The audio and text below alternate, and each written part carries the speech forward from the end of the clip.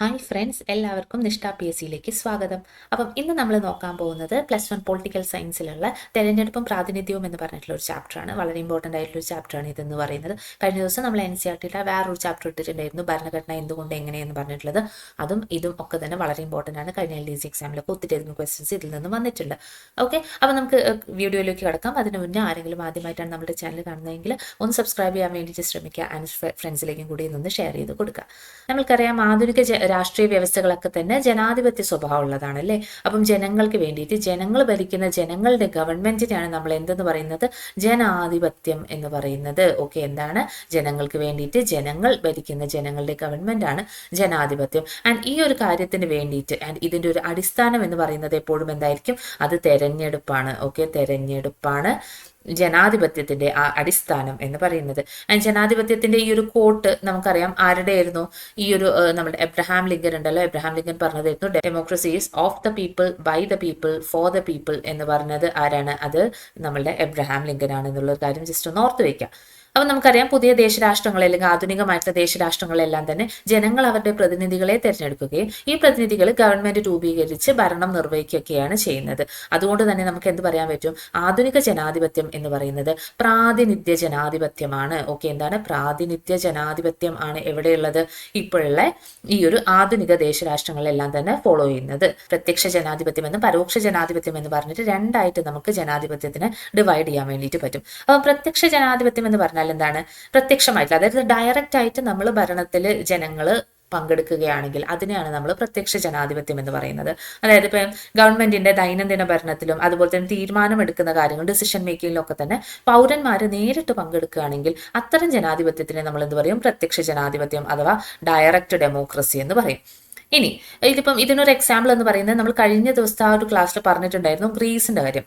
ഗ്രീസിൽ പണ്ടെങ്ങനെയാണെന്ന് വെച്ചിട്ടുണ്ടെങ്കിൽ എല്ലാ കാര്യങ്ങളും അവിടുത്തെ ഓരോ പൗരന്മാരും അവരുടെ ഭരണകാര്യങ്ങളിൽ പങ്കെടുക്കുമായിരുന്നു. ഗ്രീസിന്റെ ഓരോ ഭരണത്തിന്റെ കാര്യങ്ങളും ഡിസിഷൻ മേക്കിങ്ങിലും ഒക്കെ തന്നെ അവിടുത്തെ ആൾക്കാർ പങ്കെടുക്കുമായിരുന്നു. അതുകൊണ്ട് അവിടെ എന്നും ഉണ്ടായിരുന്നത് പ്രത്യക്ഷ ജനാധിപത്യമായിരുന്നു എന്ന് നമ്മൾ കഴിഞ്ഞ ക്ലാസ്സിലും പറഞ്ഞിട്ടുണ്ടായിരുന്നു. അതുപോലെ തന്നെ നമ്മൾ പറയാറുണ്ട്, ഗ്രാമസഭകൾ പോലുള്ള പ്രാദേശിക ഗവൺമെന്റുകളെ നമ്മൾ പ്രത്യക്ഷ ജനാധിപത്യത്തിന്റെ ഉദാഹരണങ്ങളാക്കിയിട്ട് കൂട്ടാറുണ്ട്. ഓക്കെ, അപ്പം ഗ്രാമസഭ എന്ന് പറയുന്നതും പ്രത്യക്ഷ ജനാധിപത്യത്തിന് ഉദാഹരണമാണ്. അടുത്തതാണ് പരോക്ഷ ജനാധിപത്യം എന്ന് പറയുന്നത്, അഥവാ ഇൻഡയറക്റ്റ് ഡെമോക്രസി. അപ്പം ഇൻഡയറക്റ്റ് ഡെമോക്രസി എന്താണ്, ഇവിടെ ജനങ്ങൾ ഭരണകാര്യങ്ങളിൽ പ്രത്യക്ഷമായിട്ട് പങ്കെടുക്കാതെ അവർ തെരഞ്ഞെടുത്ത പ്രതിനിധികളിലൂടെയാണ് ആ കർത്തവ്യം നിർവഹിക്കുന്നത്.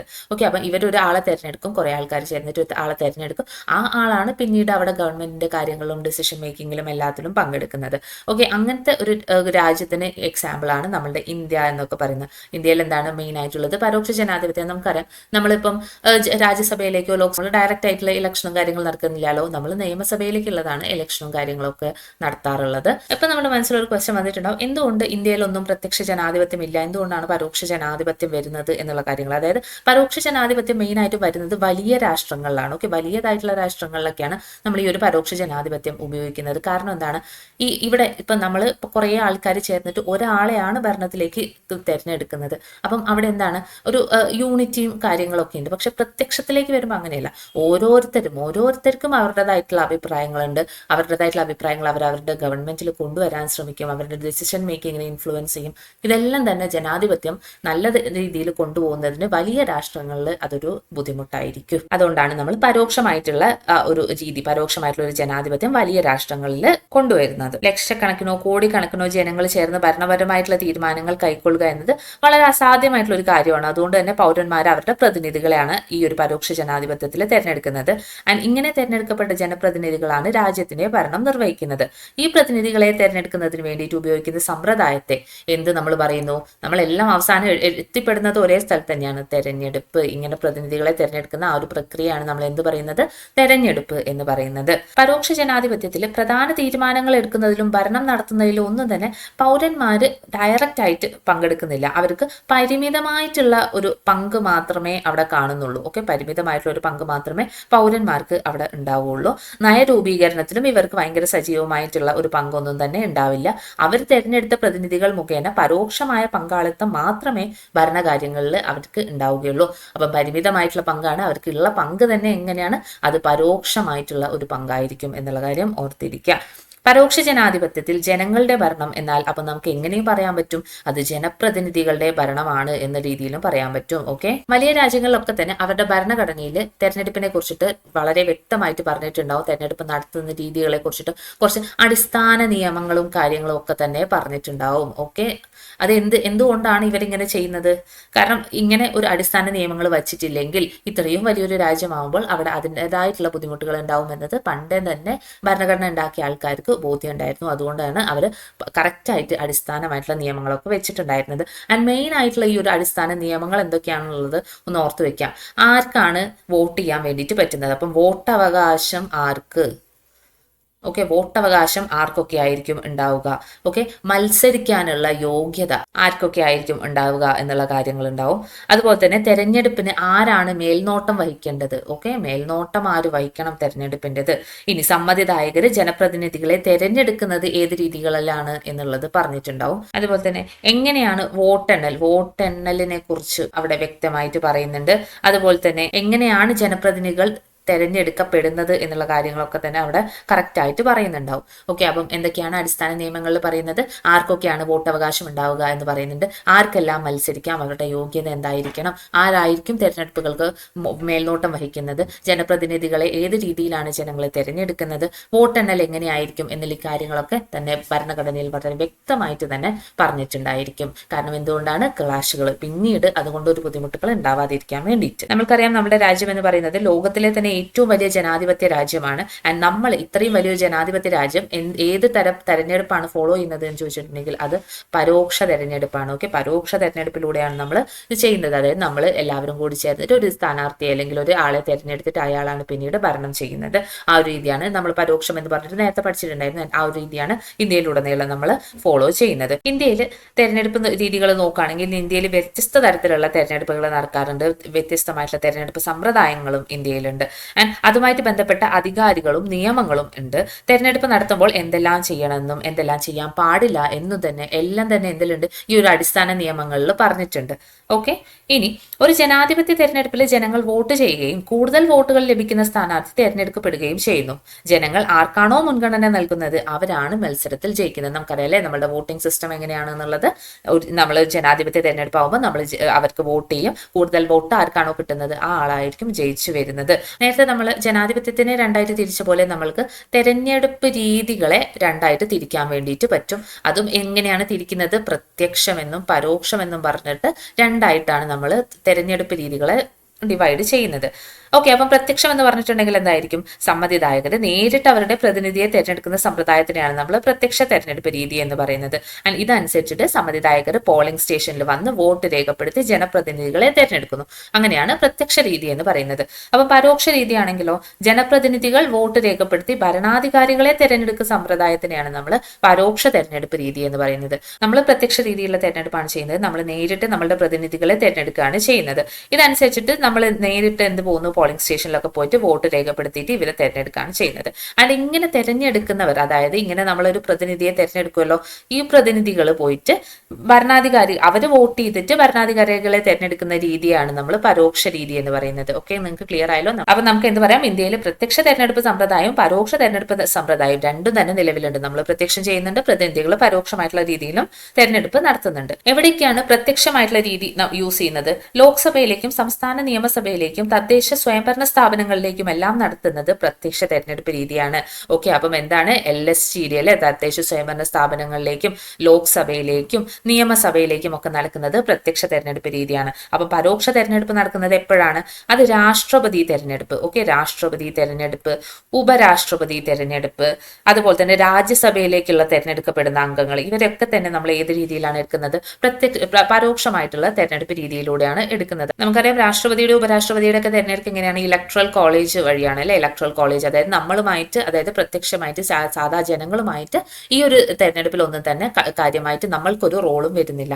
അതുപോലെ തന്നെയാണ് രാജ്യസഭയുടെ കാര്യത്തിലും. രാജ്യസഭയിലും നമ്മൾ നേരിട്ട് വോട്ടുകളൊന്നും ചെയ്യുന്നില്ല. നമ്മൾ തെരഞ്ഞെടുത്ത പ്രതിനിധികളാണ് പിന്നീട് രാജ്യസഭാ വോട്ടിനൊക്കെ വേണ്ടിയിട്ടുള്ള കാര്യങ്ങളിൽ പങ്കെടുക്കുകയൊക്കെ ചെയ്യുന്നത്. ഇന്ത്യയിലെ നിലവിലുള്ള പ്രത്യക്ഷ ജനാധിപത്യ സമ്പ്രദായത്തിലെ നമ്മൾ പറയുന്ന ഒരു പേരുണ്ട്, അതാണ് FPTP. നമ്മൾ ഇതിനകം തന്നെ പല പ്രാവശ്യമായിട്ട് ഈ ഒരു സാധനം കേട്ടിട്ടുണ്ടാവും. FPTP, first past the post, അല്ലെങ്കിൽ നമ്മൾ എന്ത് പറയും? കേവല ഭൂരിപക്ഷ വ്യവസ്ഥ. ഓക്കെ, കേവല ഭൂരിപക്ഷ വ്യവസ്ഥ എന്ന് പറയുന്നത് ഈ ഒരു FPTPനെയാണ്. ഇതാണ് നമ്മളുടെ ഇന്ത്യയിൽ നിലവിലുള്ള പ്രത്യക്ഷ ജനാധിപത്യ സമ്പ്രദായം എന്ന് പറയുന്നത്.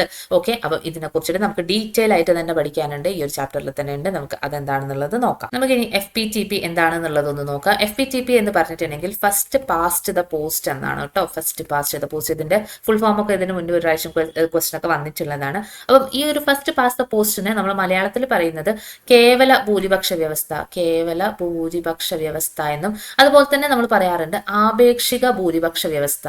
ഓക്കെ, ആപേക്ഷിക ഭൂരിപക്ഷ വ്യവസ്ഥ, ബഹുത്വ വ്യവസ്ഥ. ഓക്കെ, ബഹുത്വ വ്യവസ്ഥ എന്നൊക്കെ പറയുന്നത് ഏതിനാണ്? FPTPനെയാണ്. അപ്പൊ 3 പേരുകൾ അറിയപ്പെടുന്നുണ്ട്: കേവല ഭൂരിപക്ഷ വ്യവസ്ഥ, ആപേക്ഷിക ഭൂരിപക്ഷ വ്യവസ്ഥ, ബഹുത്വ വ്യവസ്ഥ എന്നൊക്കെ അറിയപ്പെടുന്നുണ്ട്. അപ്പൊ സിമ്പിൾ ആയിട്ട് ഞാൻ ജസ്റ്റ് ഒന്ന് പറഞ്ഞിടാം. നിങ്ങൾ ഒരു എക്സാമ്പിൾ മനസ്സിൽ വിചാരിക്കുക. XYZ ഇതൊരു ക്ലാസ്സിലെ ഇലക്ഷൻ നടക്കുകയാണ്. അതിൽ XYZ എന്ന് പറഞ്ഞിട്ടുള്ള 3 കുട്ടികളാണ് ക്ലാസ് ലീഡർ ആവാനുള്ള മത്സരത്തിന് വേണ്ടിയിട്ട് പങ്കെടുക്കുന്നത്. അന്ന് Xന് അവിടെ ഒരു 25 വോട്ടുകൾ കിട്ടി, Yക്കാണെങ്കിൽ 20 വോട്ടുകളും Zനാണെങ്കിൽ ഒരു 18 വോട്ടുകളും കിട്ടിയെന്ന് വിചാരിക്കുക. ഓക്കെ, അപ്പൊ ഇത്രയാണ് വോട്ടുകൾ അന്ന് ഉണ്ടായിട്ടുണ്ടായിരുന്നത്. ആൻഡ് ഇവിടെ ആരായിരിക്കും ജയിക്കുന്നുണ്ടാവുക? ആർക്കാണോ ഏറ്റവും കൂടുതൽ വോട്ടുകൾ കിട്ടിയിട്ടുള്ള ആ ഒരു വ്യക്തിയാണ് അവിടെ ജയിക്കുക. അപ്പൊ ഇവിടുത്തെ കേസിലാകുമ്പോൾ ഇവിടെ ആരാണ് ജയിക്കുന്നത്? X ആയിരിക്കും ഇവിടെ വിന്ന് ചെയ്യുന്നത്. FPTPന്റെ കാര്യത്തിൽ ഓർത്തിരിക്കേണ്ട ഒരു കാര്യം എന്ന് പറയുന്നത്, ആരാണോ അവിടെ ജയിക്കുന്നത് അയാൾക്ക് ഭൂരിപക്ഷം വോട്ടുകൾ ലഭിക്കണം എന്നത് ഒരു അത്യാവശ്യമായിട്ടുള്ള കാര്യമല്ല. ഭൂരിപക്ഷം എന്നതുകൊണ്ട് നമ്മൾ ഉദ്ദേശിക്കുന്നത് 50% കൂടുതൽ വോട്ടുകൾ ഉണ്ടാവണം എന്നാണ്. അപ്പം ഇവിടെയാണ് നോക്കിയിട്ടുണ്ടെങ്കിൽ ഇയാൾക്ക് 50% കൂടുതൽ വോട്ടുകളൊന്നും തന്നെ Xന് കിട്ടിയിട്ടില്ല, എങ്കിലും അയാൾ ജയിച്ചു. എന്തുകൊണ്ടാണ്? വോട്ടിന്റെ നമ്പർ ഏറ്റവും കൂടുതലുള്ളത് അദ്ദേഹത്തിനായതുകൊണ്ട്. ഇവിടെ നിങ്ങൾ രണ്ടുപേരും കൂടി കൂട്ടിയിട്ടുണ്ടെങ്കിൽ നിങ്ങൾക്ക് ആക്ച്വലി 38 കിട്ടുന്നുണ്ട്.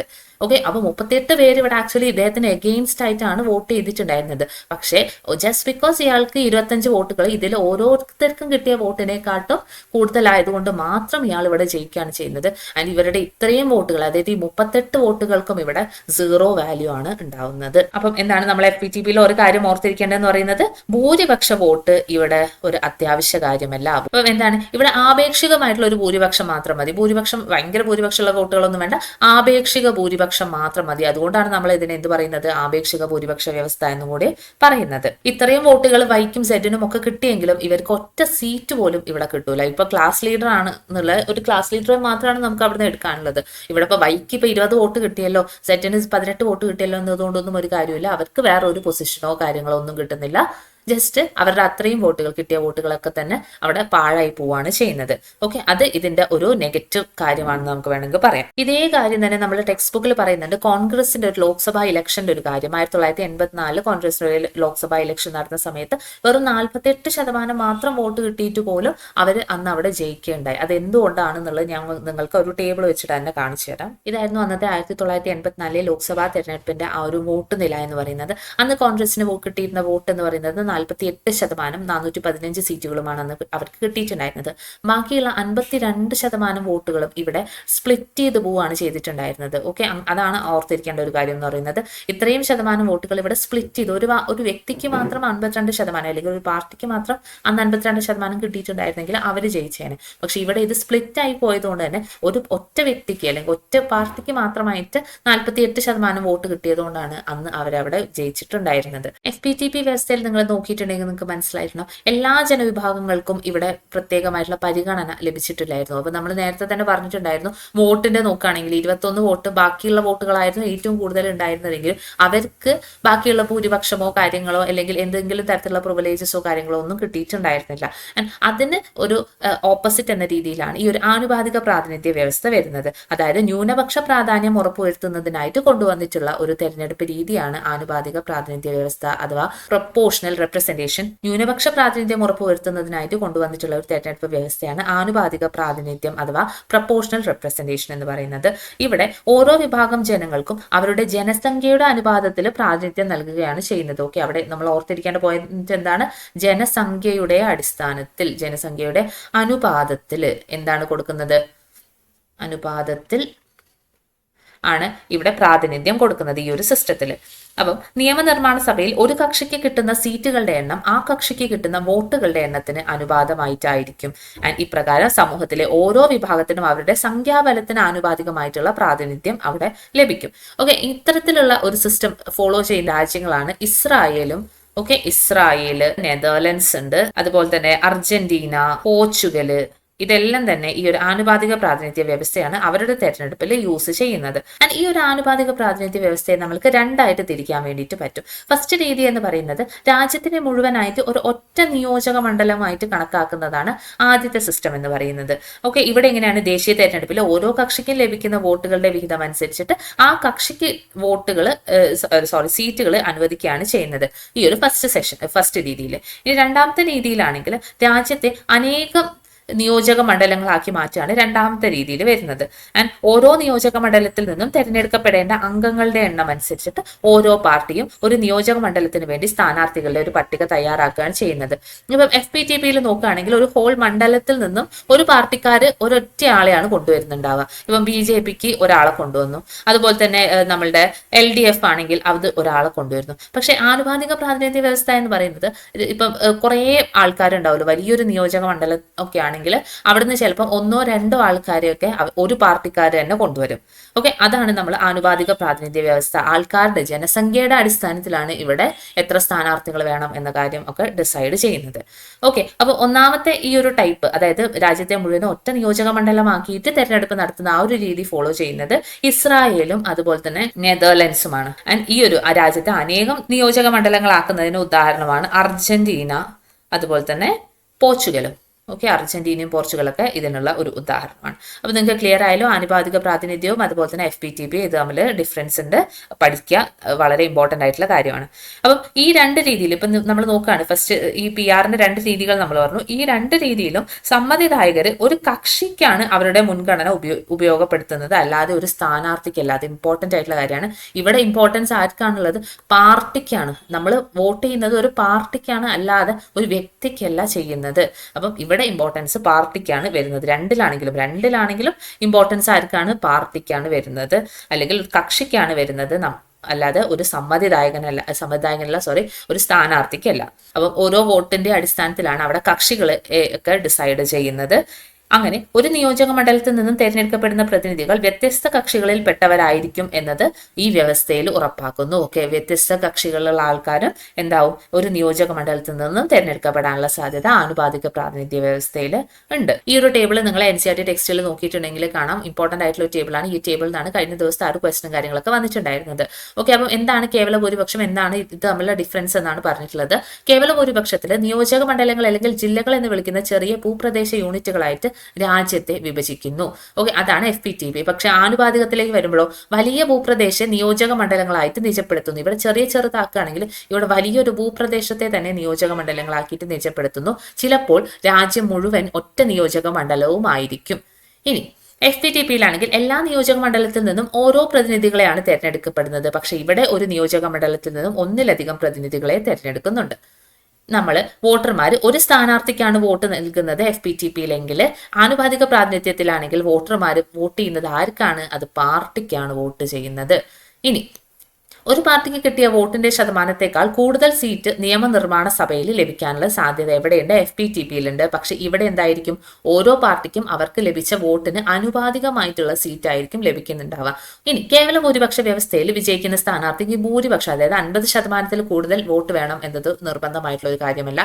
പക്ഷേ ആനുപാതികത്തിലേക്ക് വരുമ്പോൾ വിജയിക്കുന്ന സ്ഥാനാർത്ഥിക്ക് ഭൂരിപക്ഷം വോട്ടും ലഭിക്കുന്നു. ഓക്കെ, ഭൂരിപക്ഷം ഇമ്പോർട്ടൻസ് ഉണ്ട് ആനുപാതിക പ്രാതിനിധ്യത്തിൽ. ആൻഡ് ഈ ഒരു എക്സാമ്പിൾസും കൂടി ഓർത്തിരിക്കുക. ബ്രിട്ടനും ഇന്ത്യയും കേവല ഭൂരിപക്ഷമാണ് ഫോളോ ചെയ്യുന്നതെങ്കിൽ ഇസ്രായേൽ, നെതർലൻഡ്സ്, അതുപോലെ തന്നെ നമ്മൾ നേരത്തെ പറഞ്ഞു അർജന്റീന, പോർച്ചുഗൽ, ഇതെല്ലാം തന്നെ ഏത് ഫോളോ ചെയ്യുന്നതാണ്? ആനുപാതിക പ്രാതിനിധ്യമാണ് ഫോളോ ചെയ്യുന്നത്. നമ്മുടെ രാജ്യസഭാ ഇലക്ഷൻസിലൊക്കെ ഉപയോഗിക്കുന്ന ഒരു രീതിയാണ് നമ്മുടെ ഈ ഒരു ആനുപാതിക പ്രാതിനിധ്യ വ്യവസ്ഥയുടെ കുറച്ചും കൂടി ഒരു കോംപ്ലിക്കേറ്റഡ് ആയിട്ടുള്ള ഒരു രീതിയാണ് ഏക കൈമാറ്റ വോട്ട് വ്യവസ്ഥ അഥവാ സിംഗിൾ ട്രാൻസ്ഫറബിൾ വോട്ട് സിസ്റ്റം എന്നൊക്കെ പറയുന്നത്. ആൻഡ് അതെന്താണ് എന്നുള്ളത് നമ്മളൊന്ന് ഓർത്തിരിക്കണം. ഇവിടെ ഏറ്റവും അത്യാവശ്യമായിട്ട് വേണ്ട ഒരു കാര്യം എന്ന് പറയുന്നത് അവിടെ ഒരു ബഹു അംഗ നിയോജക മണ്ഡലമാണ്. ഓക്കെ, എന്താണ്? ഒരു ഏക കൈമാറ്റ വോട്ട് വ്യവസ്ഥ വേണമെങ്കിൽ അവിടെ ഒരു ബഹു അംഗ നിയോജക മണ്ഡലം അത്യാവശ്യമായിട്ടുള്ളതാണ്. അപ്പൊ നിങ്ങൾ ഓർക്കുന്നുണ്ടാവും എന്താണ് ഈ ബഹു അംഗ നിയോജക മണ്ഡലം എന്നൊക്കെ പറയുന്നത് എന്നുള്ളത്. അപ്പൊ അത് എന്ന് പറഞ്ഞിട്ടുണ്ടെങ്കിൽ 3 അതിലധികമോ സ്ഥാനാർത്ഥികളെ തിരഞ്ഞെടുക്കാൻ പറ്റുന്ന ഒരു നിയോജക മണ്ഡലത്തിനെയാണ് നമ്മൾ ബഹു അംഗ നിയോജക മണ്ഡലം എന്ന് പറയുന്നത്. 3 അധികമോ നിയോജക മണ്ഡലത്തിൽ നിന്ന് 3 അധികമോ സ്ഥാനാർത്ഥികളെ തിരഞ്ഞെടുക്കാൻ പറ്റുമെങ്കിൽ അത്തരം നിയോജക മണ്ഡലത്തിനെ നമ്മൾ ബഹു അംഗ നിയോജക മണ്ഡലം എന്ന് പറയുന്നു. അപ്പൊ ഒരു നിയോജക മണ്ഡലമുണ്ട്, അവിടെ ഇപ്പോൾ ഒരു കക്കോട് നിയോജക മണ്ഡലമാണെന്ന് വിചാരിക്കുക. അവിടെ ABC എന്ന് പറഞ്ഞിട്ടുള്ള ഒരു 3 പേരും ഉണ്ട്. അപ്പം ഇവിടെ ഈ ഒരു ഇതിന്റെ രീതി എന്ന് പറയുന്നത് നമ്മൾ ഇവിടെ പ്രിഫറൻസുകൾ കൊടുക്കുകയാണ് ചെയ്യുന്നത്. അതായത് ഇപ്പൊ നിങ്ങൾക്ക് ഏറ്റവും ഇഷ്ടമുള്ള ഒരു സ്ഥാനാർത്ഥിയാണ് ബിയിൽ, ഇപ്പൊ ബാലൻ എന്ന് വിചാരിക്കുക. ബാലൻ നിങ്ങൾക്ക് ഭയങ്കര ഇഷ്ടപ്പെട്ടുള്ള ആളാണ്. അപ്പൊ അയാൾക്ക് നിങ്ങൾ പ്രിഫറൻസ് കൊടുത്തു 1. സീനെ ക്ലിന്റൺ ആണ് നിങ്ങൾ രണ്ടാമത്തെ ഇഷ്ടമുള്ളത്. ഇപ്പൊ അലീനയാണ് നിങ്ങൾക്ക് മൂന്നാമത്തെ ഇഷ്ടമുള്ളത് വെച്ചിട്ടുണ്ടെങ്കിൽ ഇങ്ങനെ നിങ്ങൾ 3 പേർക്ക് 3 പ്രിഫറൻസുകൾ കൊടുക്കുകയാണ് ചെയ്യുന്നത്. അങ്ങനെ വോട്ട് എണ്ണുന്ന സമയത്ത് ആദ്യം ഒന്നാമത്തെ മുൻഗണനാ വോട്ടുകൾ മാത്രമാണ് എണ്ണുന്നത്. അതായത് ആർക്കൊക്കെയാണ് ഇപ്പോൾ നിങ്ങളിപ്പോൾ അവിടെ ഇപ്പോൾ കുറേ പേര് 30 ആളുണ്ട് വിചാരിച്ചു, 30 ആളും ഇത്തരത്തിൽ പ്രിഫറൻസുകൾ കൊടുത്തിട്ടുണ്ടാവും. അപ്പം ആരൊക്കെ ഒന്നാമത്തെ വോട്ടുകൾ കൊടുത്തിട്ടുണ്ടോ എന്നുള്ളതാണ് ആദ്യം കൊടുക്കുന്നത്. അപ്പം എക്ക് ഒന്നാമത്തെ പ്രിഫറൻസ് കൊടുത്ത എത്ര പേരുണ്ട്, ബിക്ക് ഒന്നാമത്തെ പ്രിഫറൻസ് കൊടുത്ത എത്ര പേരുണ്ട്, സിക്ക് ഒന്നാമത്തെ പ്രിഫറൻസ് കൊടുത്ത എത്ര പേരുണ്ട്, അങ്ങനെ നോക്കിയിട്ടാണ് നമ്മൾ ആരാണോ ജയിക്കുന്നത്. ഇപ്പം എക്കാണ് ഇപ്പം 29 വോട്ട്, 29 വേണ്ട 28 വോട്ടുകൾ ഇയാൾക്കാണ് കിട്ടിയിട്ടുള്ളത് വിചാരിക്കുക ഒന്നാമത്തെ പ്രിഫറൻസിൽ. അപ്പം എനെ നമ്മൾ ജയിച്ചതായിട്ട് ഇവിടെ പ്രഖ്യാപിക്കുകയാണ് ചെയ്യുന്നത്. ആൻഡ് പിന്നീട് ഇപ്പൊ ബാക്കിയും സീറ്റുകൾ ഇപ്പം എന്തായാലും 2 സീറ്റുകൾ എക്സ്ട്രാ ഉണ്ടല്ലോ. അപ്പം ഈ 2 സീറ്റുകളിലേക്കുള്ള തെരഞ്ഞെടുപ്പ് പിന്നെ നോക്കുന്നത് രണ്ടാമത്തെ പ്രിഫറൻസ് ആയിട്ട് ഇവരെ രണ്ടുപേരെയും ഏറ്റവും കൂടുതൽ കൊടുത്തത് ആരാണ് എന്ന രീതിയിൽ കൊടുത്തിട്ടാണ്. ഇപ്പം ഇയാൾക്കിപ്പം 20ഉം ഇയാൾക്കിപ്പോൾ 10 ആണെങ്കിൽ രണ്ടാമത്തെ സീറ്റിലേക്ക് ഇയാളാണ് തെരഞ്ഞെടുക്കപ്പെടുന്നത്, മൂന്നാമത്തെ സീറ്റിലേക്ക് ഇയാളും തെരഞ്ഞെടുക്കപ്പെടും. ആ ഒരു രീതിയിലാണ് ഇവിടെ ഇങ്ങനെ കൈമാറ്റം ചെയ്ത് പോവുകയാണ് ചെയ്യുന്നത്. ഇപ്പൊ നിങ്ങൾ ആലോചിക്കുക, ഇയാൾക്കിപ്പോൾ കിട്ടേണ്ട ഒരു ഭൂരിപക്ഷം ഇവിടെ കിട്ടിക്കഴിഞ്ഞു, അതിനുശേഷവും ഇയാൾക്ക് കുറച്ചധികം വോട്ടുകൾ കൈവശം ഉണ്ട് എന്ന് വിചാരിക്കുക. ആ വോട്ടുകൾ പിന്നെ എന്താ ചെയ്യുന്നത്, അടുത്ത ആൾക്ക് ട്രാൻസ്ഫർ ചെയ്ത് കൊടുക്കുകയാണ് ചെയ്യുക. ഓക്കെ, എന്താണ് തെരഞ്ഞെടുക്കപ്പെട്ട സ്ഥാനാർത്ഥികളുടെ മിച്ച വോട്ടുകൾ ബാലറ്റ് പേപ്പറിൽ രേഖപ്പെടുത്തിയിട്ടുള്ള 2ാം മുൻഗണനാ വോട്ടിന്റെ അടിസ്ഥാനത്തിൽ വോട്ട് കുറവുള്ള മറ്റ് സ്ഥാനാർത്ഥികൾക്ക് കൊടുക്കുകയാണ്. അതായത് ട്രാൻസ്ഫർ ചെയ്ത് കൊടുക്കുക. ഏക കൈമാറ്റ വോട്ട് വ്യവസ്ഥ, കൈമാറ്റി വേണ്ടി പോവുകയാണ് ചെയ്യുന്നത്. അല്ലാതെ അവിടെ ഒരു വോട്ട് പോലും പാഴായി പോകുന്നില്ല. കൈമാറ്റം ചെയ്ത് അടുത്തൊരു സ്ഥാനാർത്ഥിക്ക് കൊടുത്ത് വേണ്ടി പോവുകയാണ് ചെയ്യുന്നത് ഏക കൈമാറ്റ വോട്ട് വ്യവസ്ഥയിൽ. ഈ ഒരു വ്യവസ്ഥനെ പറയുന്ന മറ്റൊരു പേരും കൂടി ഒന്ന് ഓർത്തിരിക്കേണ്ടതായിട്ടുണ്ട്. അതാണ് ഹെയർ വ്യവസ്ഥ കേട്ടോ. ഹെയർ വ്യവസ്ഥ എന്ന് പറയുന്നതും ഇതേ കാര്യം തന്നെയാണ്. ഓക്കെ, ഹെയർ വ്യവസ്ഥ. ഈ ഹെയർ എന്ന് പറഞ്ഞിട്ടുണ്ടെങ്കിൽ ഒരാളാണ്, തോമസ് ഹെയർ എന്ന് പറഞ്ഞിട്ട് ഒരു ബ്രിട്ടീഷുകാരനാണ് ഹെയർ വ്യവസ്ഥ ആദ്യമായിട്ട് കൊണ്ടുവരുന്നത്. അതായത് ഈ ഏക കൈമാറ്റ വോട്ട് വ്യവസ്ഥ തന്നെയാണ് നമ്മൾ ഈ ഒരു ഹെയർ വ്യവസ്ഥ എന്ന് പറയുന്നത്. ആൻഡ് ആളുടെ പേര് അതുകൊണ്ടൊന്ന് ഓർത്ത് വെച്ചേക്കുക, തോമസ് ഹെയർ എന്നാണ് ഇദ്ദേഹത്തിന്റെ പേര് വരുന്നത്. ആൻഡ് ഇദ്ദേഹത്തിന്റെ മെയിൻ ആയിട്ടുള്ള 2 ബുക്കുകൾ ഉണ്ടായിരുന്നു, മെഷീനറി ഓഫ് റെപ്രസെന്റേഷൻ,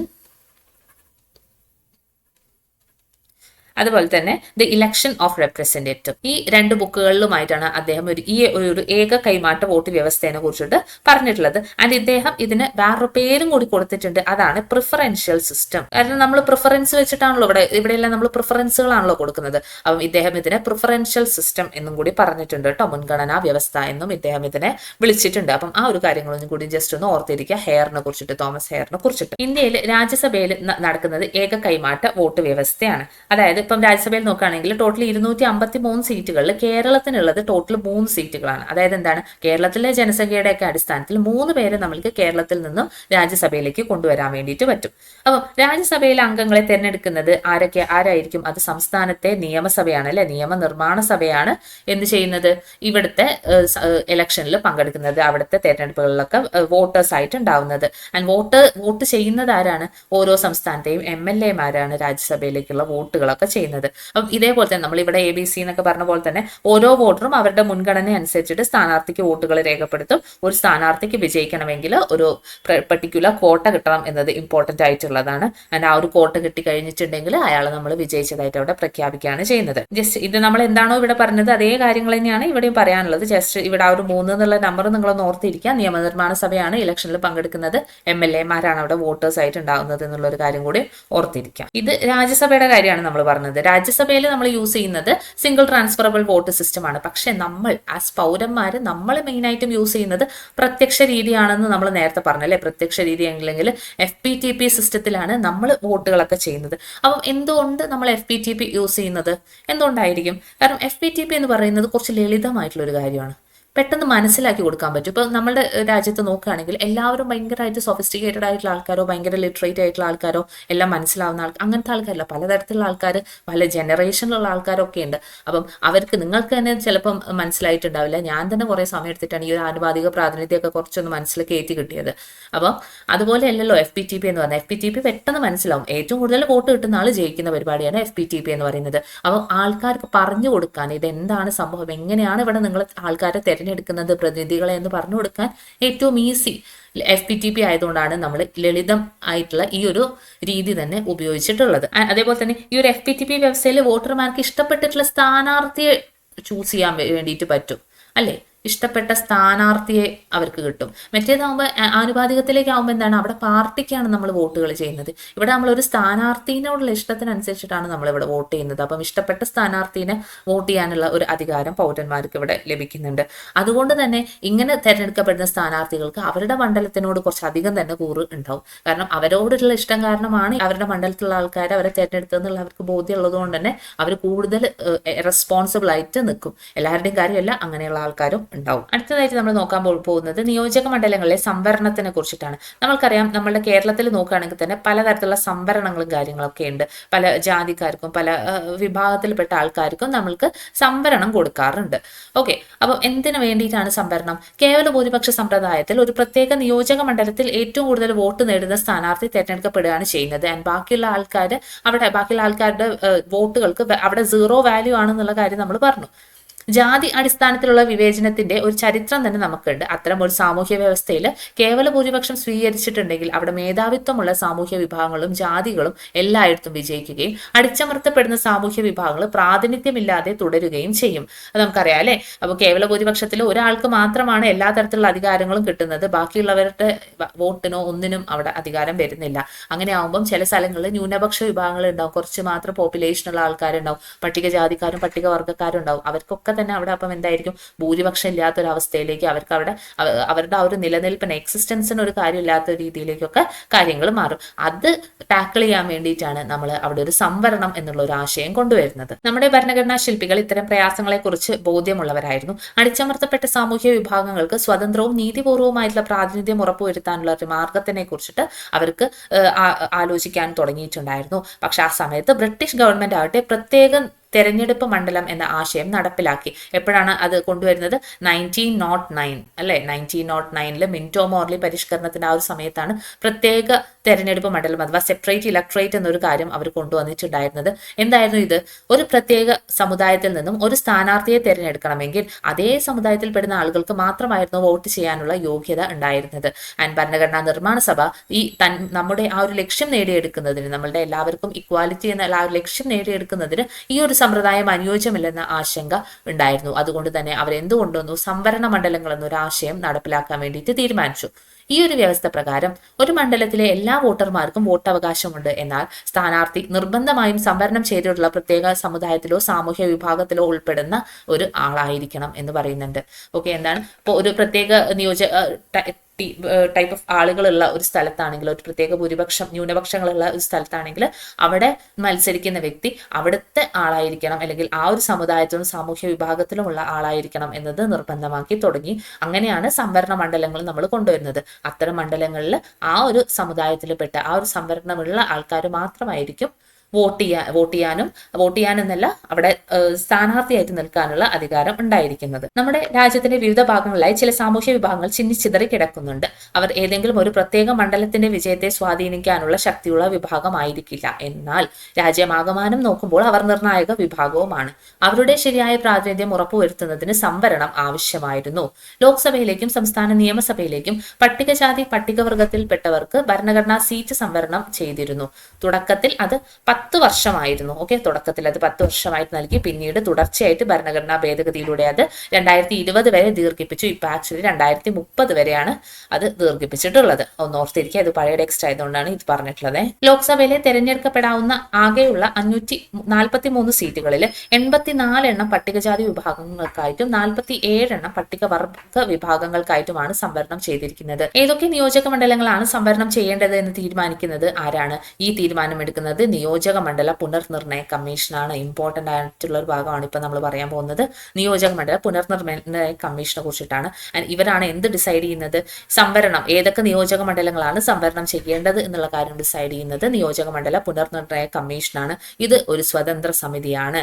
ഓക്കെ, നിയോജക മണ്ഡല പുനർനിർണയ കമ്മീഷനെ നിയമിക്കുന്നത് ഇന്ത്യൻ പ്രസിഡന്റ് ആണ്. ഓർത്തിരിക്കുക, ഇന്ത്യൻ പ്രസിഡന്റ് ആണ് ഈ ഒരു കമ്മീഷനെ നിയമിക്കുന്നത്. ഇന്ത്യയുടെ തെരഞ്ഞെടുപ്പ് കമ്മീഷനുമായി സഹകരിച്ചുകൊണ്ടാണ് കമ്മീഷൻ പ്രവർത്തിക്കുന്നത്.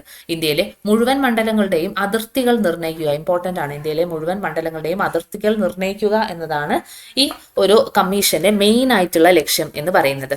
ആൻഡ് ഓരോ സംസ്ഥാനങ്ങളിലും എത്ര സംവരണ മണ്ഡലങ്ങൾ ഉണ്ടാകണം എന്നത് ആ സംസ്ഥാനത്തെ പട്ടികജാതി പട്ടികവർഗ വിഭാഗങ്ങളുടെ എണ്ണത്തിന് ആനുപാതികമായിട്ടാണ് നിശ്ചയിക്കുന്നത്. ഓക്കെ, അപ്പം എങ്ങനെയാണ് സംവരണം ഡിസൈഡ് ചെയ്യുന്നത്? ആ സംസ്ഥാനത്തെ പട്ടികജാതി പട്ടികവർഗ വിഭാഗങ്ങളുടെ എണ്ണത്തിന് ആനുപാതികമായിട്ടാണ് എത്ര സീറ്റുകൾ അവിടെ ഓരോരുത്തർക്കും ഓരോ ജാതിക്കാർക്കും വേണം എന്നത് നമ്മുടെ ഈ ഒരു നിയോജക മണ്ഡല പുനർനിർണയ കമ്മീഷൻ ഡിസൈഡ് ചെയ്യുന്നത്. അതിനുശേഷം ഈ കമ്മീഷൻ അവിടെയുള്ള ജനസംഖ്യയുടെ ഘടന പരിശോധിക്കുന്നു. ഏറ്റവും കൂടുതൽ പട്ടികവർഗ വിഭാഗ അനുപാതമുള്ള മണ്ഡലമാണ് അവർക്കായിട്ട് സംവരണം ചെയ്യുന്നത്. അപ്പൊ ഇതിപ്പോ നോക്കുകയാണ് പട്ടികവർഗം വയനാട്ടിലാണ് അതിനുള്ള ഏറ്റവും കൂടുതൽ സംവരണം ഉള്ളത്. ഓക്കെ, അപ്പം ഏറ്റവും കൂടുതൽ പട്ടികവർഗ വിഭാഗ അനുപാതമുള്ള മണ്ഡലമാണ് അവർക്ക് വേണ്ടിയിട്ട് സംവരണം ചെയ്യുന്നത്. പട്ടികജാതി വിഭാഗങ്ങളുടെ കാര്യത്തിൽ അതിർത്തി നിർണയ കമ്മീഷൻ 2 കാര്യങ്ങൾ പരിഗണിക്കേണ്ടതായിട്ട് ഉണ്ട്. ഓക്കെ, ഇവിടെ ഇമ്പോർട്ടൻ്റ് ആണ്. പട്ടികവർഗത്തിൻ്റെതാണെങ്കിൽ ആനുപാതികമായിട്ടുള്ള മണ്ഡലമാണ് അവിടെ അവർക്ക് സംവരണം ചെയ്തു കൊടുക്കുന്നത്. പട്ടികജാതിയിലേക്ക് വരുമ്പോഴാണെങ്കിൽ അവിടെ 2 കാര്യങ്ങൾ അവിടെ പരിഗണിക്കേണ്ടതായിട്ടുണ്ട്. ഏറ്റവും കൂടുതൽ പട്ടികജാതി ജനസംഖ്യ അനുപാതമുള്ള മണ്ഡലങ്ങൾ സംവരണത്തിനായിട്ട് എടുക്കുന്നു. അതുകൂടാതെ രാജ്യത്തിന്റെ വിവിധ പ്രദേശങ്ങളിലേക്ക് സംവരണ മണ്ഡലങ്ങൾ വിതരണം നടത്തുന്ന കാര്യത്തിലും ശ്രദ്ധിക്കുന്നു. പട്ടികജാതി വിഭാഗങ്ങൾ രാജ്യത്തിന്റെ വിവിധ ഭാഗങ്ങളിലായിട്ട് ഏകദേശം തുല്യമായി വിതരണം ചെയ്യപ്പെട്ടിരിക്കുന്നത് കൊണ്ടാണ് ഇങ്ങനെ 2 രീതിയിൽ നിർണ്ണയിക്കേണ്ട ഒരു ആവശ്യം ഇവിടെ വരുന്നത്. അതിർത്തി നിർണയ നടപടികൾ കൈക്കൊള്ളുമ്പോൾ ഈ സംവരണ മണ്ഡലങ്ങൾ ഓരോ തവണയും മാറി വരാറുണ്ട്. അപ്പം എല്ലാ പ്രാവശ്യവും ഒരുപോലെയല്ല, അവിടെ മാറ്റങ്ങളും കാര്യങ്ങളൊക്കെ വരുന്നുണ്ട്. സ്വതന്ത്രവും നീതിപൂർവവുമായിട്ടുള്ള തെരഞ്ഞെടുപ്പ് എന്ന് പറയുന്നുണ്ട്. സ്വതന്ത്രവും നീതിപൂർവവുമായിട്ടുള്ള തെരഞ്ഞെടുപ്പ് ഉറപ്പുവരുത്തുക എന്നതാണ് ഏതൊരു ഇലക്ഷൻ സമ്പ്രദായത്തിന്റെയും ശരിയായ വിലയിരുത്തൽ. ജനാധിപത്യത്തെ യാഥാർത്ഥ്യത്തിലേക്ക് പരിവർത്തനം ചെയ്യാൻ നാം ആഗ്രഹിക്കുകയാണെങ്കിൽ തെരഞ്ഞെടുപ്പ് സമ്പ്രദായം നിഷ്പക്ഷവും സുതാര്യവും ആയിരിക്കേണ്ടത് പരമപ്രധാനമാണ്. തെരഞ്ഞെടുപ്പ് ഫലത്തിലൂടെ തന്റെ അഭിലാഷത്തിന് നിയമപരമായ പ്രതിഫലനം കണ്ടെത്താൻ സമ്മതിദായകന് സാധിക്കണം. ഇനിയാണ് ഇത് അടുത്തൊരു ഇമ്പോർട്ടന്റ് ആയിട്ടുള്ള ഭാഗമാണ് സാർവത്രിക വോട്ടവകാശത്തിനെ കുറിച്ചിട്ടുള്ളത്.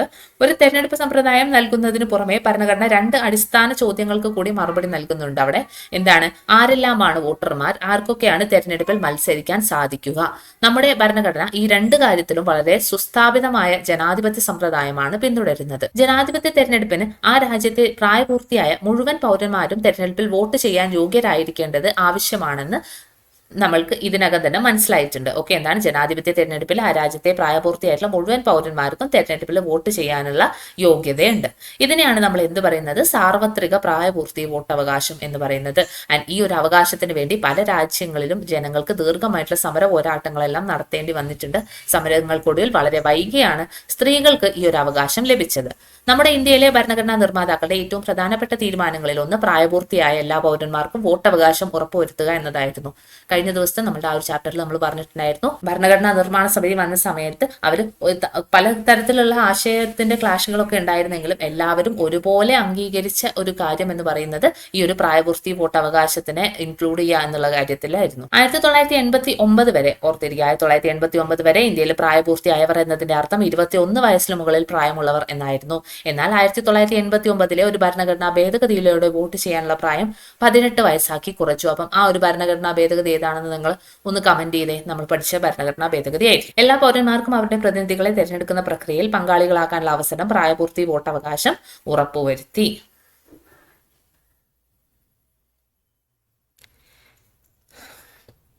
അതുപോലെ തെരഞ്ഞെടുപ്പിൽ മത്സരിക്കുന്നതിനും പ്രതിനിധിയാകുന്നതിനും എല്ലാ പൗരന്മാർക്കും അവകാശമുണ്ട്. എന്നിരുന്നാലും വിവിധ തെരഞ്ഞെടുപ്പുകളിൽ മത്സരിക്കുന്നതിന് വ്യത്യസ്തമായിട്ടുള്ള പ്രായപരിധി ആവശ്യമായിട്ടുണ്ട്. നമുക്കറിയാം, ലോക്സഭ അല്ലെങ്കിൽ നിയമസഭയിലൊക്കെ ആണെങ്കിൽ സ്ഥാനാർത്ഥിക്ക് മിനിമം 25 വയസ്സാണ് പറഞ്ഞിട്ടുള്ളത്. ഇനി തദ്ദേശ സ്വയംഭരണ സ്ഥാപനങ്ങളിലേക്കാണെങ്കിലോ അത് 21 വയസ്സാണ് പറയാറുള്ളത്.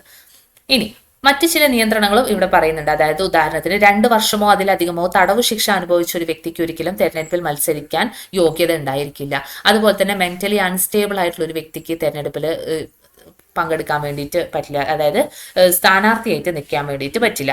പക്ഷേ ഓർത്തിരിക്കേണ്ട ഒരു കാര്യം എന്ന് പറയുന്നത് തെരഞ്ഞെടുപ്പിൽ മത്സരിക്കാനുള്ള അവകാശത്തിന് ധനം, വിദ്യാഭ്യാസം, വംശം, വർഗം, ലിംഗം തുടങ്ങിയ യാതൊരു നിയന്ത്രണവുമില്ല. ഈ അർത്ഥത്തിൽ നമ്മുടെ തെരഞ്ഞെടുപ്പ് സമ്പ്രദായം എല്ലാ പൗരന്മാർക്കുമായിട്ട് തുറന്നിട്ടിരിക്കുന്നു. അടുത്ത ഇമ്പോർട്ടന്റ് ആയിട്ടുള്ള ഒരു കാര്യമാണ്, നമ്മൾ ഇമ്പോർട്ടന്റ് ആക്ട്സ് എന്ന ഭാഗത്തൊക്കെ ഈ ഒരു ഇലക്ഷൻ കമ്മീഷനെ കുറിച്ച് നന്നായിട്ട് പഠിച്ചിട്ടുണ്ടാവും. പക്ഷേ NCERT PSCക്ക് ഇത്രയും ഇഷ്ടമായ സ്ഥിതിക്ക് ഇതിൽ നിന്നും വരാനുള്ള ചാൻസസ് കൂടുതലാണ്. കഴിഞ്ഞ എക്സാമിനൊക്കെ നമ്മൾ കണ്ടതാണ്. ഹ്യൂമൻ റൈറ്റ്സ് കമ്മീഷനും ഇലക്ഷൻ കമ്മീഷൻ ഒക്കെ വന്നിട്ടുള്ള ക്വസ്റ്റ്യൻസ് NCERT നിന്നാണ് അവർ എടുത്തിട്ടുള്ളത്. അപ്പം ഇലക്ഷൻ കമ്മീഷൻ ആർട്ടിക്കിൾ ഏതാണ്? 324 324. ഇതെന്തോ എഴുതുമ്പോൾ എന്തോ ഒരു പ്രശ്നം വരുന്നുണ്ട്. 324 ഇലക്ഷൻ കമ്മീഷനെ കുറിച്ചിട്ട് പറയുന്നത്. ഭരണഘടനയിലെ 324 വകുപ്പ് പ്രകാരം ഇന്ത്യയിൽ വോട്ടർ പട്ടിക തയ്യാറാക്കുന്നതിലും തെരഞ്ഞെടുപ്പ് നടത്തിപ്പിൽ മേൽനോട്ടം വഹിക്കുന്നതിലും നിർദ്ദേശങ്ങൾ നൽകുന്നതിലും നിയന്ത്രണങ്ങൾ ഉറപ്പുവരുത്തുന്നതിലും ഒരു സ്വതന്ത്ര തെരഞ്ഞെടുപ്പ് കമ്മീഷൻ ഉണ്ട്. ഭരണഘടനയിലെ ഈ വാക്കുകൾ വളരെ പ്രധാനപ്പെട്ടതാണ്. കാരണം ഇത് തെരഞ്ഞെടുപ്പുമായി ബന്ധപ്പെട്ട എല്ലാ വിഷയങ്ങളിലും തെരഞ്ഞെടുപ്പ് കമ്മീഷന് സുപ്രധാന പങ്ക് നൽകുന്നു. അപ്പം ആ ഒരു വകുപ്പ് ഇവിടെ കറക്റ്റായിട്ട് ഇവിടെ കൊടുത്തിട്ടുണ്ട്, വായിക്കണം നമുക്ക് എന്തായാലും. വോട്ടർ പട്ടികയുടെ മേൽനോട്ടവും മാർഗനിർദ്ദേശം നൽകലും നിയന്ത്രണവും ഈ ഭരണഘടന പ്രകാരം പാർലമെന്റിലേക്കും ഓരോ സംസ്ഥാനത്തിന്റെ നിയമനിർമ്മാണ മണ്ഡലത്തിലേക്കും നടത്തുന്ന എല്ലാ തെരഞ്ഞെടുപ്പുകൾക്കും വേണ്ട സമ്മതിദായക പട്ടികകൾ തയ്യാറാക്കുന്നതിന്റെ അവയിലേക്കുള്ള എല്ലാ തെരഞ്ഞെടുപ്പുകൾ നടത്തുന്നതിന്റെയും രാഷ്ട്രപതിയുടെയും ഉപരാഷ്ട്രപതിയുടെയും സ്ഥാനങ്ങളിലേക്ക് നടത്തുന്ന തെരഞ്ഞെടുപ്പുകളുടെയും മേൽനോട്ടവും മാർഗനിർദ്ദേശവും നിയന്ത്രണവും ഒരു കമ്മീഷനിൽ നിക്ഷിപ്തമായിരിക്കുന്നതാണ്. ഓക്കെ, അപ്പം പാർലമെന്റിലേക്കും ഓരോ സംസ്ഥാനത്തേക്കും നിയമനിർമ്മാണ സഭയിലേക്കുള്ള തെരഞ്ഞെടുപ്പുകളിൽ അതുപോലെ തന്നെ സമ്മതിദായക പട്ടികകൾ ഉണ്ടാക്കാൻ രാഷ്ട്രപതിയുടെ ഉപരാഷ്ട്രപതിയുടെയും ഇലക്ഷൻ നടത്താൻ ഇതിനൊക്കെ തന്നെ എന്ത് വേണം? ഒരു കമ്മീഷൻ വേണം എന്നാണ് 324(1) പറഞ്ഞിട്ടുള്ളത്. ഇന്ത്യൻ തെരഞ്ഞെടുപ്പ് കമ്മീഷനെ സഹായിക്കുന്നതിന് ഓരോ സംസ്ഥാനങ്ങളിലും ഒരു മുഖ്യ തെരഞ്ഞെടുപ്പ് ഉദ്യോഗസ്ഥൻ ഉണ്ടായിരിക്കും, അതായത് ചീഫ് ഇലക്ടറൽ ഓഫീസർ ഉണ്ടായിരിക്കും. തദ്ദേശ സ്വയംഭരണ സ്ഥാപനങ്ങളിലേക്കുള്ള തെരഞ്ഞെടുപ്പുകൾ നടത്തുന്നതിനുള്ള ഉത്തരവാദിത്വം ഇന്ത്യൻ തെരഞ്ഞെടുപ്പ് കമ്മീഷനിൽ നിക്ഷിപ്തമല്ല. ഓർത്തിരിക്കുക, തദ്ദേശ സ്വയംഭരണ സ്ഥാപനങ്ങൾ നടത്തുന്നത് ഇന്ത്യൻ ഇലക്ഷൻ കമ്മീഷനല്ല. ഇന്ത്യൻ തെരഞ്ഞെടുപ്പ് കമ്മീഷനിൽ നിന്നും വ്യത്യസ്തമായി സംസ്ഥാനത്ത് സ്വതന്ത്രമായി പ്രവർത്തിക്കുന്ന സംസ്ഥാന തെരഞ്ഞെടുപ്പ് കമ്മീഷണർമാരാണ് തദ്ദേശ ഗവൺമെന്റിലേക്കുള്ള തെരഞ്ഞെടുപ്പുകൾ നിയന്ത്രിക്കുന്നതും നടത്തുന്നതും. രണ്ടിനും അവരുടേതായിട്ടുള്ള പ്രവർത്തന മണ്ഡലങ്ങളുണ്ട്. ഇന്ത്യയിലെ തെരഞ്ഞെടുപ്പ് കമ്മീഷൻ ഒരു ഏകാംഗ സമിതിയോ ഒരു ബഹുഅംഗ സമിതിയോ ആകാം. ഓക്കെ, എന്താണ്? ഒരു ഏകാംഗ സമിതിയോ ഒരു ബഹുഅംഗ സമിതിയോ ആവാം എന്ന് പറയുന്നത് എന്താണ്? തുടക്കത്തിൽ ഇതൊരു ഏകാംഗ സമിതി ആയിരുന്നു, പിന്നീട് അതൊരു ബഹുഅംഗ സമിതിയായിട്ട് മാറുകയാണ് ചെയ്യുന്നത്. അതിവിടെ കറക്റ്റായിട്ട് പറയുന്നുണ്ട്. 1989 ഇതൊരു ഏകാംഗ കമ്മീഷനായിരുന്നു. എന്നാൽ തെരഞ്ഞെടുപ്പ് കമ്മീഷനെ ഒരു ബഹുഅംഗ സമിതിയാക്കുക എന്ന ലക്ഷ്യത്തെ മുൻനിർത്തി 1989 പൊതു തെരഞ്ഞെടുപ്പിന് തൊട്ടു മുൻപ് 2 തെരഞ്ഞെടുപ്പ് കമ്മീഷണർമാരെ കൂടി നിയമിച്ചു. എന്നാൽ തെരഞ്ഞെടുപ്പിന് ശേഷം വളരെ പെട്ടെന്ന് തന്നെ ഇത് വീണ്ടും ഒരു ഏകാംഗ കമ്മീഷനായിട്ട് മാറി. എന്നാൽ 1993 2 തെരഞ്ഞെടുപ്പ് കമ്മീഷണർമാരെ നിയമിച്ചുകൊണ്ട് വീണ്ടും ഇതൊരു ബഹുഅംഗ സമിതിയായിട്ട് മാറി. അതിനുശേഷം ഇതുവരെയും അതൊരു ബഹുഅംഗ കമ്മീഷനായിട്ട് തന്നെയാണ് തുടരുന്നത്. മുഖ്യ തെരഞ്ഞെടുപ്പ് കമ്മീഷണർ ആണ് തെരഞ്ഞെടുപ്പ് കമ്മീഷന്റെ അധ്യക്ഷൻ. ഓക്കെ, ഈ ഒരു പോർഷൻ ഇമ്പോർട്ടന്റ് ആണ്.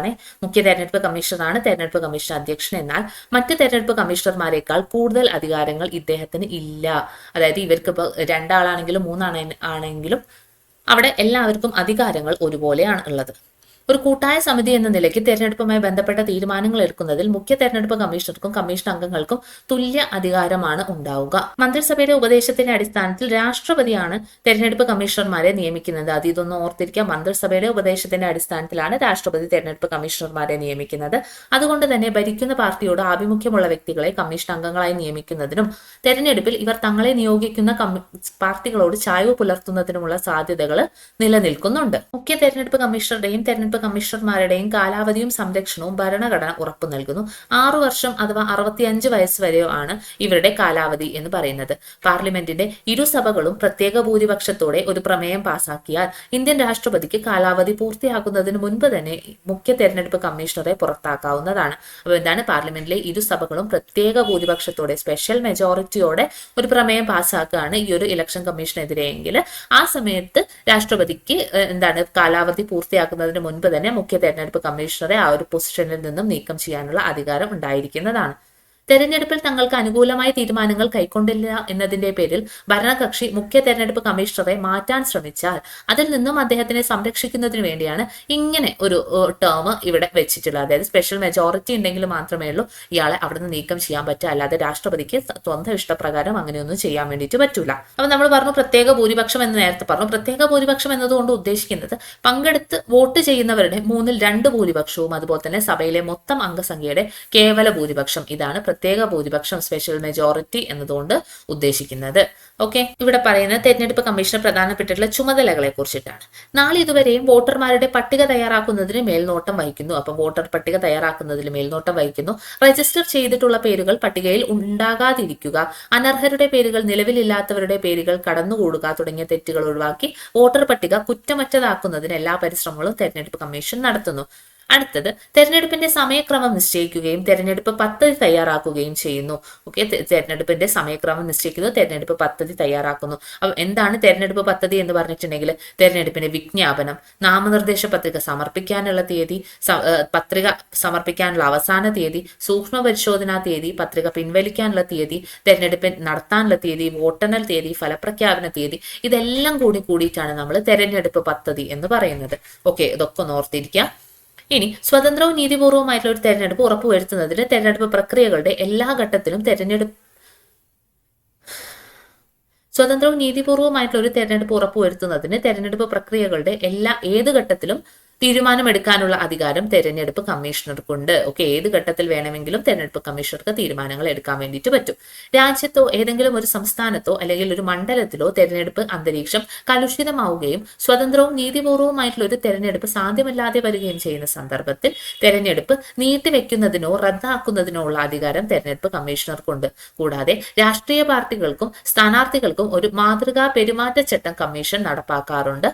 ഒരു പ്രത്യേക മണ്ഡലത്തിൽ വീണ്ടും വോട്ടെടുപ്പ് ആവശ്യമായിട്ട് വന്നാൽ അതിനുള്ള ഉത്തരവ് പുറപ്പെടുവിക്കാനുള്ളത് അധികാരവും കമ്മീഷനുണ്ട്. സ്വതന്ത്രവും നീതിപൂർവമായിട്ടല്ല വോട്ടെണ്ണൽ നടന്നതെന്ന് കമ്മീഷന് ബോധ്യം വന്നാൽ വീണ്ടും വോട്ടെണ്ണൽ പ്രഖ്യാപിക്കാനുള്ള അധികാരവും കമ്മീഷനുണ്ട്.